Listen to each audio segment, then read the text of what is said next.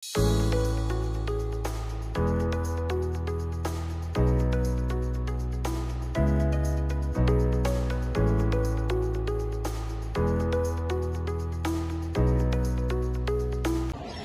kapamilya! Kami ang mga estudyanteng magagawang palipunan.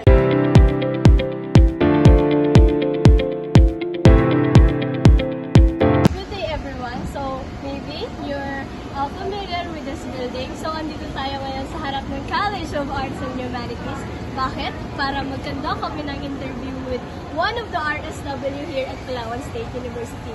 Kung handa na kayo na malaman kung sino ang aming i-interview, tara, samahan niyo kami.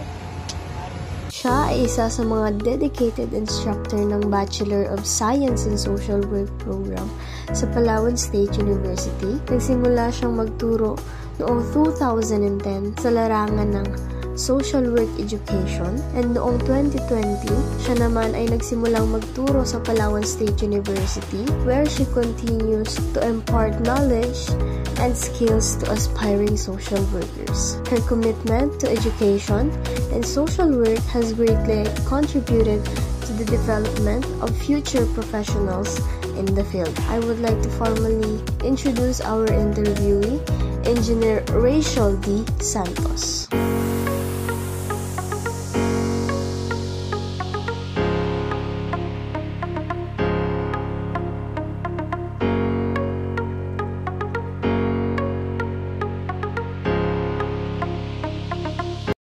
Sa larangan naman ng pagpapabuti at pagpapalakas ng kursong Bachelor of Science in Social Work sa Palawan State University, mayroong Memorandums of Agreements na ini-establish ang Palawan State University with DSWD, PSWD, City Government of Puerto Princesa, LGUs, at iba pang mga NGOs. These agreements are crucial, lalo na for placing field instruction practitioners during their on-the-job training. Aside from the field instruction, this partnership also help expand programs and services in Palawan and Puerto Princesa. For second-year students naman na nag-handle ng mga client referrals and actual cases like casework and group work, nakakatulong ang partnership na ito sa pag-provide ng access to clients and necessary programs or services. Ating social work program is a program for students. Ang binibigay natin na service ay instruction. Specifically instruction. Aside sa instruction yun, nagtuturo kami araw-araw. Yun nga, meron naman din tayong assistance in a way kapag meron tayong mga nakikita ng students na may problems. So either yung one-on-one counseling din natin sila or nire-refer natin dito sa COSAS or sa God Office. Tinutulungan nga din natin sila in terms of paano sila makahanap ng mga additional learning to partnership networking, ganyan. Pag sinabi natin instruction, hindi lang siya yung nagtuturo na lecture, but nilalagyan natin ng maraming teaching learning activities kagaya ng mga hands-on na client experience, ganyan. Kumbaga, pag sinabing research, hindi lang kayo tuturuan paano gumawa ng research, kailangan makatapos kayo ng isang research. Habang nagre-research kayo, pwede kaming gumanap as advisor o kaya panel para ma-check yung mga research ninyo. And then, sa project dev, hindi lang kayo tuturuan na gumawa ng isang project, kundi actual na kailangan ninyong mag-submit ng actual project. No? So, maghahanap kayo ng sponsors, mag-study kayo kung mag-study kayo kung anong project yung kailangan sa isang community. So, talagang, hindi lang siya lecture, but outcomes-based kasi tayo sa education. Hindi lang students yung aming clients. So, kapag ikaw kasi ay nasa academic or social work education, kadalasan yan, 3 or 4 na nga ngayon na na major activities ang kailangan mong gawin. So aside sa instruction or teaching, meron tayong research, at yung research na yun ay hindi lang yung tinuturoan kayo ng research, kundi kami mismo kailangan gumawa ng research. Tapos yung research namin, kailangan maging extension program siya. Pag sinabi natin extension, parang community service siya. Ibig sabihin, halimbawa, yung ating daycare sa Kamuning, Barangay Kamuning. Sinimulan yan as student activity, tapos inangat na maging research para makita na, meron talagang needs. Tapos nagtatag na ng daycare doon bilang extension service. Tapos hindi lang yung daycare, kundi meron pa tayong ibang activity para sa community doon sa area na yun. Tapos sa inyong mga output sa subjects, minsan may mga hinahanap din talaga tayo dyan na, ito pwede itong i-elevate pa into research and extension. Kukonduct tayo ng mga gender sensitivity trainings or kahit na anong training na hihingin sa atin bilang social work experts. Yun naman yung part ng training, social work training. Kasi di ba ang field ay education and training. So bukod sa nagtuturo kami sa school, nai-invite din kami ng ibang agencies to conduct education. Parang mag-conduct ka dito ng seminar on case management. Gawin namin yun. Kaya mag-conduct ka on gender resource at gender sensitivity o kaya human rights. Kahit na anong topic yan, as long as pasok siya sa aming expertise, considered yun na social work education. Pag yung may kailangan ka, ibagsak na sila. Kasi alam mo in some way na malaki yung magiging impact nun sa estudyante. Pero hindi mo din pwedeng basta ipasa. Lalo na kung nakita mo na either hindi nag-effort, balik ng effort kung nag-cheating, or kinulang ng effort, siguro may mga pinagdadaanan. Nagsisimula kami ng mga estudyante, mga 100 plus, tapos imagine mo, nakaka-graduate din. Sa totoong buhay, gusto namin lahat ng estudyante pumapasa, lahat ng estudyante makaka-graduate. Kaya lang, syempre, hindi namin pwedeng i-sacrifice yun dun sa quality ng education. Kailangan ng mga estudyante at kailangan ng mga future professionals. Balansin lahat ng kailangan namin gawin. So, sa dami ng kailangan namin gawin, sabi ko nga sa inyo, hindi lang instruction, 1/4 lang yung ginagawa namin. Pero basically, it's up 100% of our time. Gusto rin man namin magdagdag ng teacher, limitado ang budget ng PSU, kaya nga sabi ko, isa sa problema talaga ay pera. Pero yung expectation, syempre, so mahirap, parang gusto nila mag-improve yung program, ibig sabihin, mag-aral ka, pero yung sweldo hindi tumataas. So yung iba, kahit nakapag-aral, mag-stay na lang sila sa labas kasi mas malaki yung sweldo sa labas. Lahat. Relationship skills, napakalaking factor.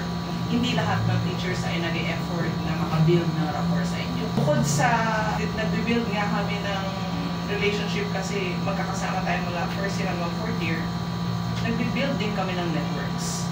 Kasi pagka-graduate niyo, partners na namin kayo. Napaka-importante pa rin ng relationship skills, lalo na karamihan din sa inyo ay hindi nyo naman talaga ginusto ang social work.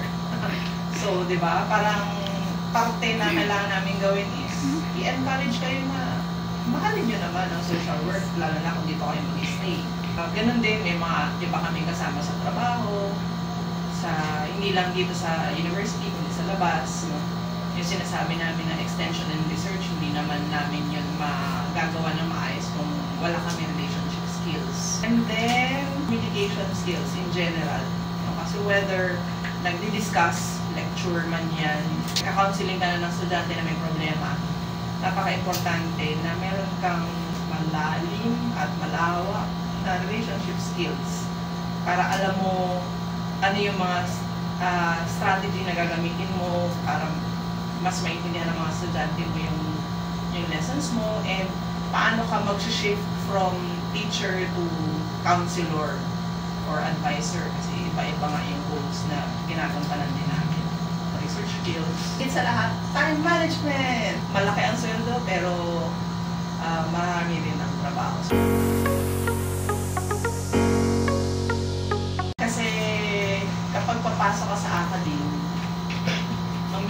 requirement talaga dapat ay meron kang master's. Pero wala pa akong master's. So, ayun. Pag halimbawa naman na master's ka na, para makaangat ka, kailangan mo namang maging PhD or doctor in something. So, parang walang katapusang pag-aaral yan, lalo na kung gusto mo sa academia. Maganda lang dito ay walang limit sa growth mo kung ginagawa mo yung part mo. Halimbawa sa DSWD, meron sila mga municipal link. Tapos ng municipal link, ang susunod na angat mong team leader. Isa lang yun, kada munisipyo. Tapos kapag naging team leader ka na, ang susunod na angat mo, parang area leader or area supervisor. Isa lang din yun sa ilang munisipyo. So, very limited yung angat. Dito, diba, nagsimula ka na instructor 1, pag na-regular ka, lahat ng ginagawa mo, mag-a-add up yun. Instructor 2, 3, professor. Walang limit sa number of professors as long as i-achieve mo siya. Habang hindi ka pa regular, ang limitation mo is yun, pampaaral mo, pang-attend mo ng trainings. Pero kung halimbawa dito lang naman sa school, marami rin naman mga binibigay na training. So at least, at saka opportunities for growth kasi yung mga research at extension, these are all opportunities for growth. Pag nag-research ka, mas mabilis ka maangat. Pag nag-extension ka, mas mabilis ka maangat. Yung makita yung mga estudyante ko na successful, mga moms na sila, tsaka mga sirs sa ibang lugar. Yung dati kong estudyante, dean na sa Western Philippines University. Yung dati kong estudyante, head na ng social services unit sa Rojas. Actually, kahit ano pa lang makita mo pa lang yung growth ng estudyante mula first year hanggang fourth year. Very fulfilling na siya. Kasi alam mo na naging part ka ng development niya. Dito sa school, kliyente mo mula first year hanggang fourth year, nakagraduate. Kita mo yung growth niya. Tapos pag nakagraduate siya, babalik pa rin siya. Kailangan mo i-absorb yung information at saka yung rational behind lahat ng kailangan mong matutunan or kailangan mo ipasa. Like, kailangan mo i-appreciate every little bit of information na makukuha mo. At yung information na yun, hindi mo lang makukuha sa klase. Makukuha mo sa internet, makukuha mo sa experiences mo. Lahat ng experiences natin can be a learning experience na pwede natin ipasa sa iba. Whether teacher ka or not, pahalagahan mo yung pag-aaral, pahalagahan mo yung lahat ng bagay na natutunan mo or nararanasan mo. Dahil lahat ng yun ay may mapupulot ka na aral at yung aral na yun ay may papasa mo sa iba. So, sa ngayon, syempre, aral mabuti.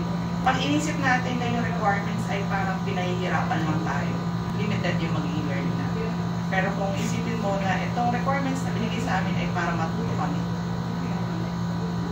gagamitin mo siya as an opportunity to learn. Hindi masasayang.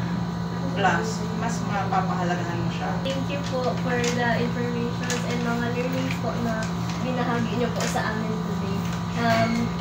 We hope, ma'am, na some of us po is, lalo, hindi lang po some of us, kundi lahat po kami is ma-survive namin yung SEM na to and makapag-graduate and maging professional po. We sincerely thank Engineer Rachel De Santos, RSW, for allowing us to interview her about training and education. Her insights and knowledge greatly help us to understand the field better. We appreciate her time and effort in sharing valuable information with us. Matamang salamat kaninong tanan. Ambling! Bye!